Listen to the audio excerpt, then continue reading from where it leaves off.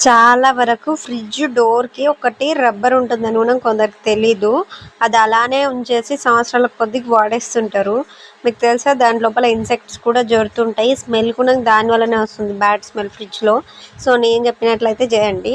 ఆ రబ్బర్ ఈజీగా తీసి కూడా ఫిట్ చేసుకోవచ్చు. నేను చూపిస్తున్నాను చూడండి. నేను ఆల్రెడీ తీసి వాష్ చేశాను.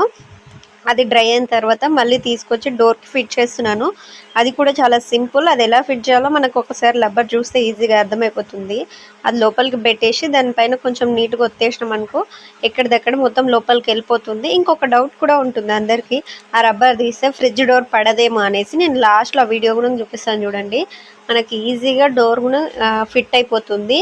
అండ్ ఇదేనండి. మీకు కూడా తెలిసిన వాళ్ళకుంటే లైక్ చేయండి, తెలియని వాళ్ళకి షేర్ చేయండి. వీడియో నచ్చితే లైక్ చేయండి. నెక్స్ట్ వీడియోలో కలుద్దాం. బాయ్. ఇంకా ఛానల్ అయితే సబ్స్క్రైబ్ చేసుకోండి. ఇంకా ఎలాంటి వీడియోస్ కావాలో